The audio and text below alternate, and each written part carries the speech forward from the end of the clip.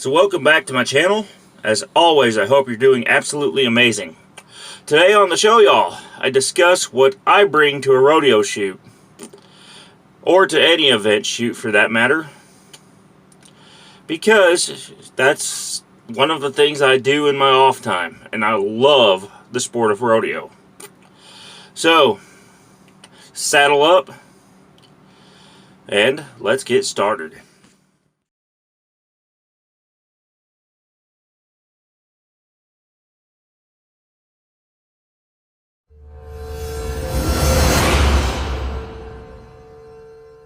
So, today I'm going to talk about what you bring to the arena.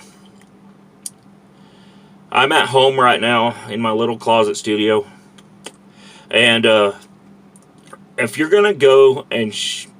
First thing is, if you're a pro shooter, you need a pickup truck or an SUV because you're going to be surrounded by them. And you need the higher visibility even when you're entering the parking lot. Because you're going to have trailers, other trucks, and other large equipment around you. So this is kind of for your protection, as well as for your own safety in the lot. You're going to need some flashlights and such. And you're going to probably have either an escort to security, or maybe the venue allows you to park a little closer to the arena as mine does. Or maybe they have a way for you to get in that's dedicated to the photographer and perhaps to the other event attendees. So check with your venue. And by the way, like I said, pickup truck or SUV is going to be the best thing you drive to the arena. Because you not only want the additional security and visibility, but you also want the ability to access your gear easily. I use a Tundra double cab, as you've seen in my previous videos. Most of the other pickup manufacturers offer stuff that's similar, both old and new. So shop around, look for a decent pickup before you go to the event. And if you have to rent one, by all means do so. Now, on to cameras. And let's start with personal safety first. Every venue is different when it comes to getting through security and getting your press pass and all that fun stuff. Now, in my case, I have a dedicated client, Parker County Cowboy Church. So, for me, getting in is quite easy. And for others, it's going to be more difficult. I make sure my memory cards are ready. In my case, I'm the type of person who carries 2 cameras instead of relying on a camera with dual card slots. But that's because in the rodeo environment, things are going to get dusty, things are going to get dirty, and things are going to break when you least expect them to. So it's always important to have a backup. Now, I believe Matt Cohen, the world's greatest rodeo photographer, does a similar technique. But you can check his page out on Instagram, as he provides some of the inspiration for me, but definitely not all of it. I have my own style. He has his own. Let's go into the basics here. What to spec in a camera for shooting rodeo? Number 1, it's got to be durable. That means things like weather sealing. That means things like rugged construction. That means things like features that are designed to take a beating and last for years. Me personally, I've trusted only 2 brands for those kinds of purposes. Yes. This is the Olympus EM1 with the 12-200 lens. It's fully weather sealed. It's designed primarily for a person with big hands who needs to be able to manipulate controls quickly. Notice the twin control dials, nice easy shutter button. This one's got the battery grip, so I have a place for my pinky. And it's a rock solid camera. It's also mirrorless, by the way. Now, if you don't know the difference between an SLR and a mirrorless, I'm going to show you another example right here. This time, it's an SLR. This is the Canon EOS 77D with the 70-200 f4L. This is my favorite combo for shooting rodeo because the body's fairly lightweight. It allows me, in both cases, they allow me to be quite maneuverable. And look, when you really need to recompose a shot, the flippy screen is just one of the many ergonomic features that Canon cameras have. Now, it goes without saying, you got to have a professional lens with this, because if you use a cheap consumer lens, it's gonna get dirty, it's gonna get dust all inside of it, and your pictures just aren't gonna turn out as sharp as they will with a professional lens.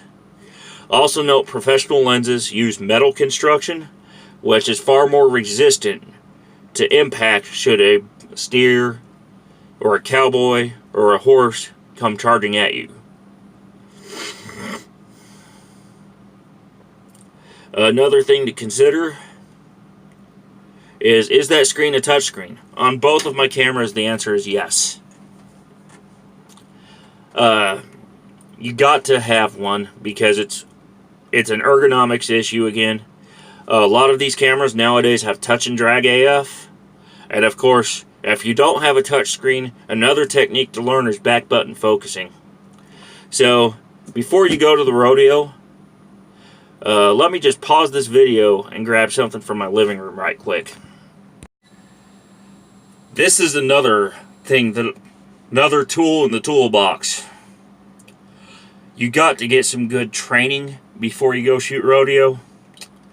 And you also need to learn some stuff about speccing your camera and finding the features that are right for you. This book is Stunning Digital Photography by Tony and Chelsea Northrup. They jokingly call it the DSLR book, but nowadays with mirrorless cameras, they sort of cover those too, and they keep the book up to date.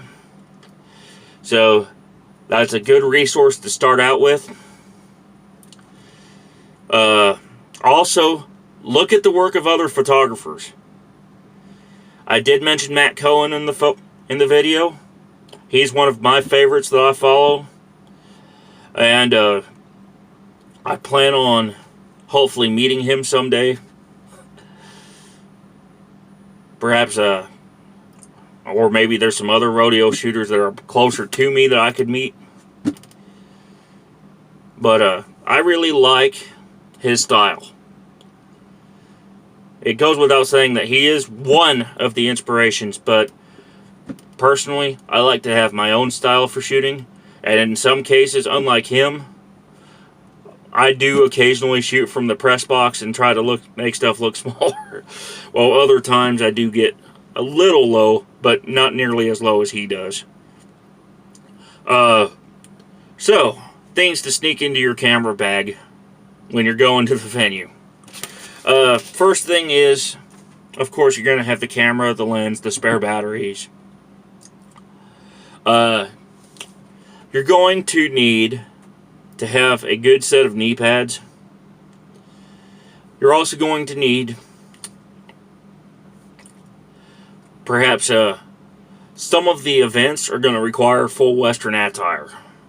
So instead of sneaking stuff into the venue, you're going to need a way to make yourself visible as you go into the venue. My events require full cowboy dress.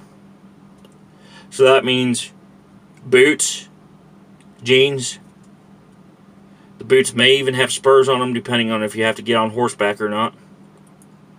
You may need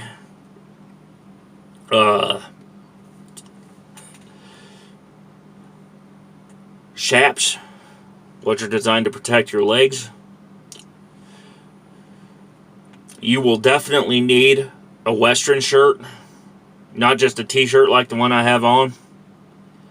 You will need a vest, something to carry your lens caps and memory cards and spare batteries in.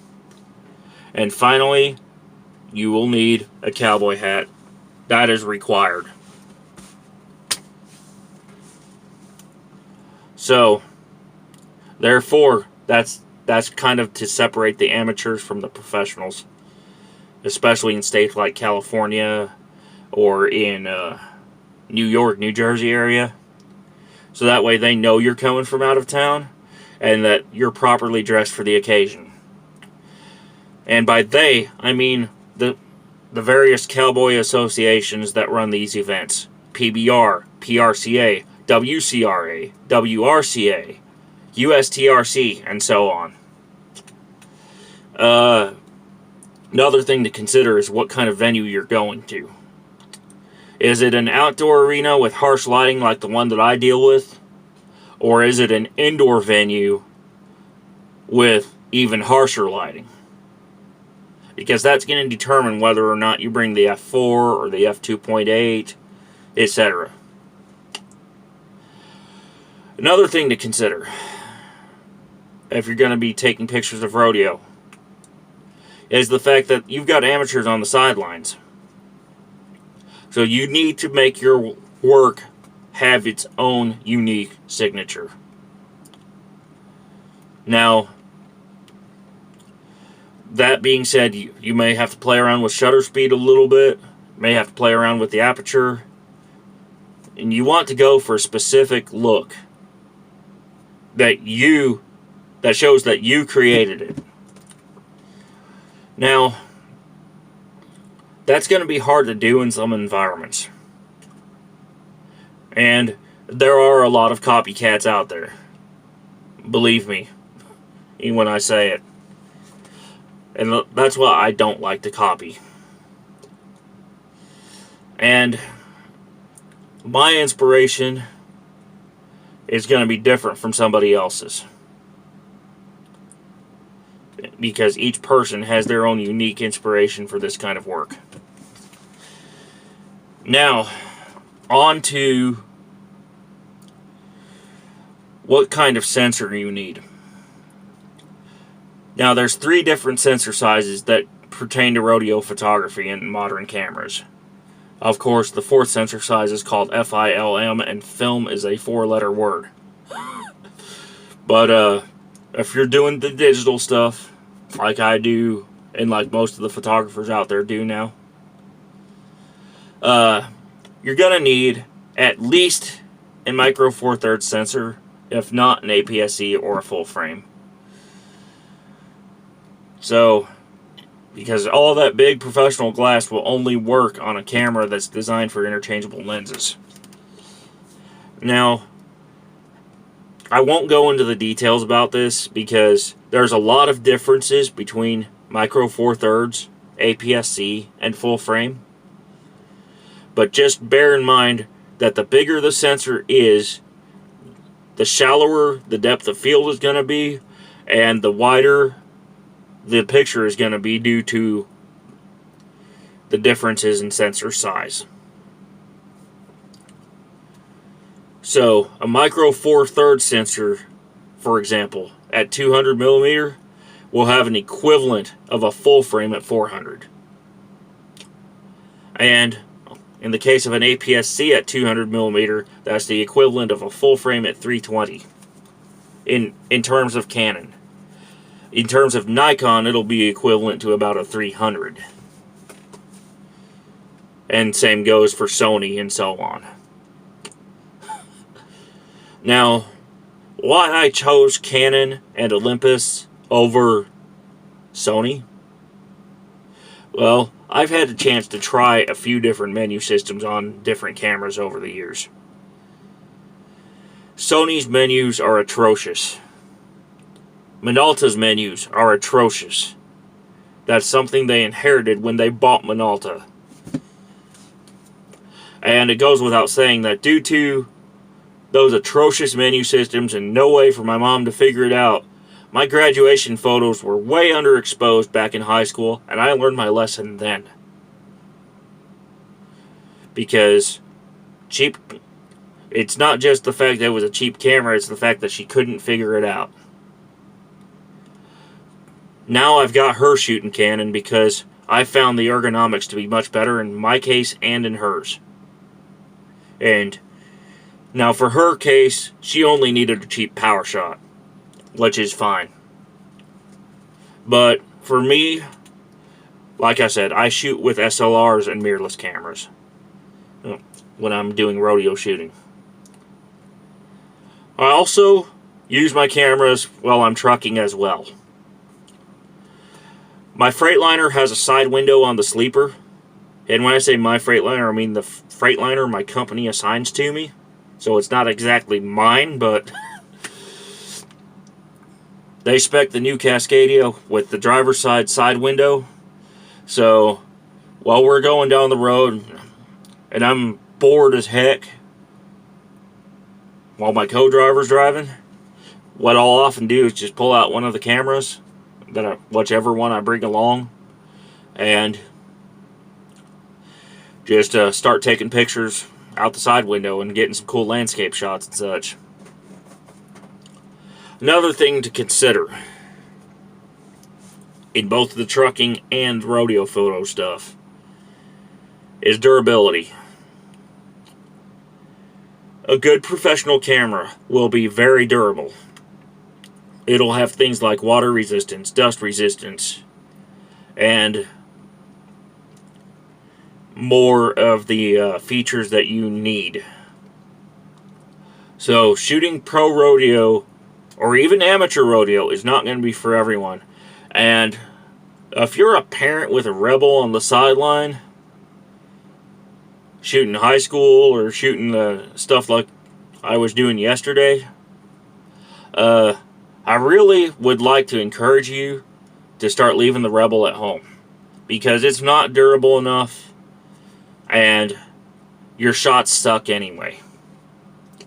Yours are not the ones being displayed on the 110-inch screen in the front of the venue every week or two. And yours are not the ones being asked for by you, because you don't have the perspective that us pro guys and team members have. Because you can't get inside the arena and you don't know you don't have a designated shooting area. That leads me to phone cameras. Again, now I understand if you're trying to take video of a certain team member. Those phone cameras are extremely wide angle, which means that when you're shooting video, it's primarily going to get the whole venue. And in some cases, that's fine. In other cases, you're going to be hindered. It's going to be too challenging for you. And it's better off that you just leave your phone in your pocket and enjoy the event. And that leads me to another thing. You might not be able to get through security with a DSLR or a mirrorless camera, because most of the pro venues require a dedicated security lane and press passes and a bunch of other things that us pros and semi-pros have to carry. And that means things like PRCA permit. If you have that, that means you're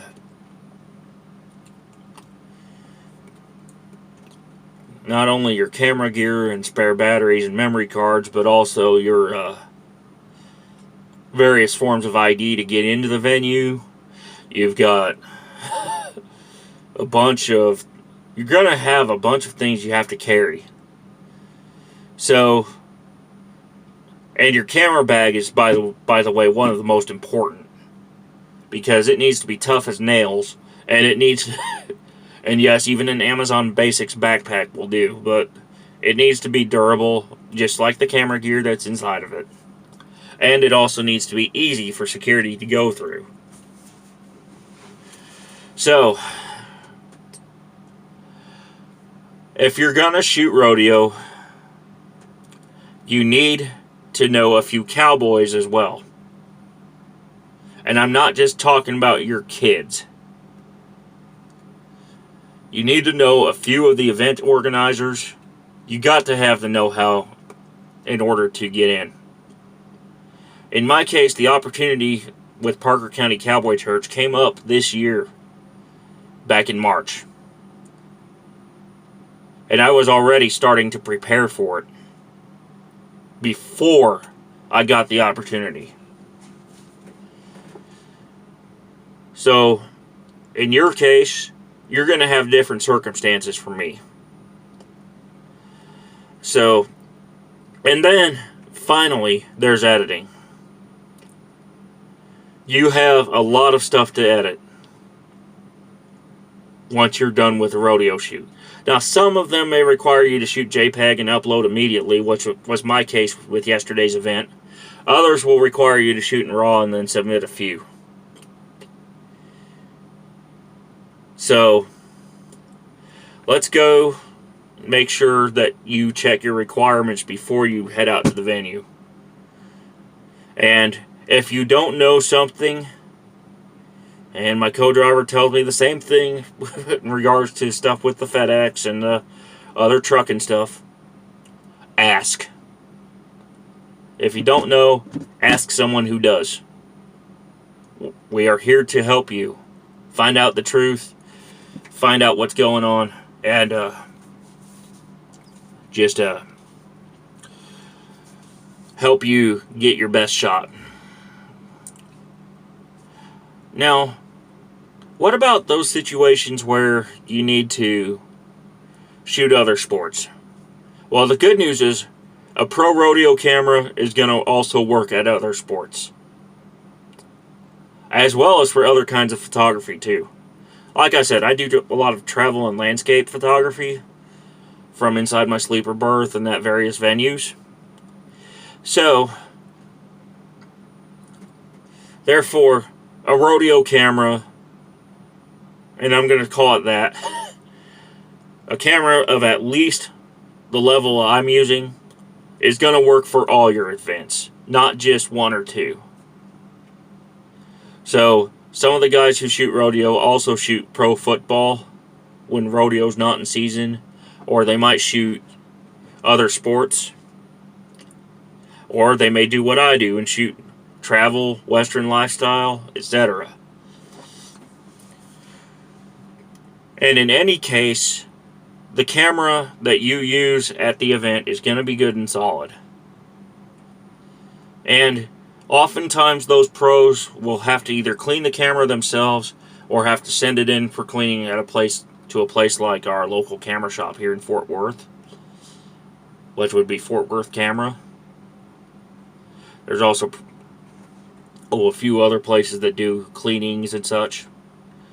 I urge you to take care of your equipment if you're going to be shooting rodeo, because not only is it going to get muddy and dirty, but it's just good practice.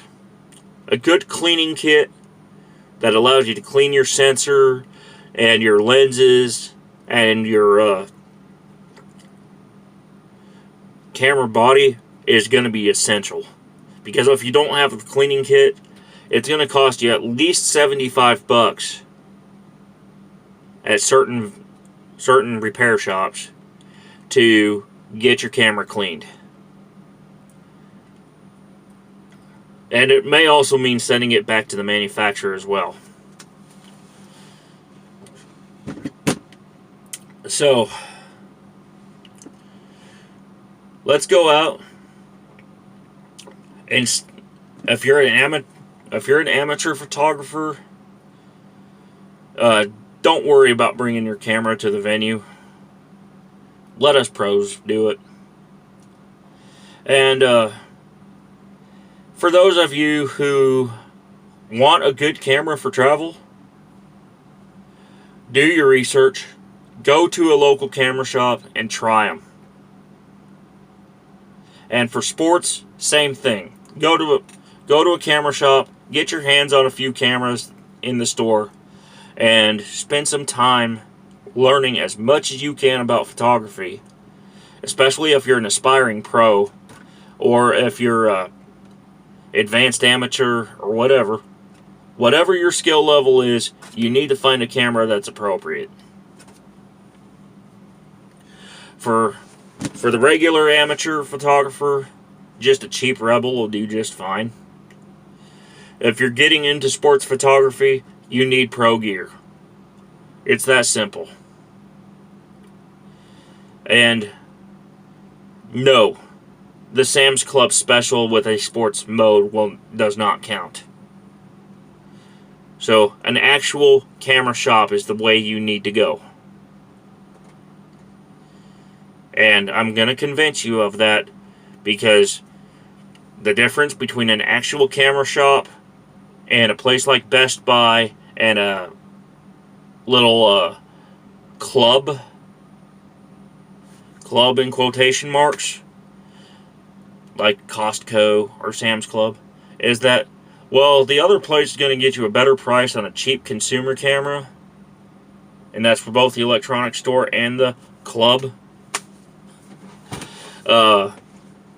A real professional camera shop will be what saves the day when you start really asking the tough questions about sports cameras and cameras designed for shooting a wide variety of scenarios. They'll have a bigger selection, they'll have better features on their cameras, and the price is going to be roughly the same, maybe a little more depending on what camera shop you go to. And they're going to have services there that you cannot get at the discount store or the big box retailer or the warehouse club. Because all they do is sell cameras and service cameras and teach people to shoot. So, I'm Zach Bell. This is Truckin' It. And when I'm not trucking, you can come see me out at Parker County Cowboy Church Monday nights during the arena practices. And you can also come see me during any of the rodeo events that they host on Sundays after their church service. You can also contact me, 325-400-1175, and leave me your feedback as well as leaving comments in the comments section, and give me a like, share, and a thumbs up. Until next time, let's make your next trip your best trip. And if you're going to shoot rodeo, use pro gear. If you're going to shoot landscapes and travel and all that stuff, find a camera that's right for you. And, by the way, it's not what's in front of the camera that makes a great shot, it's what's behind it. So bye for now, and I'll see you on the next episode.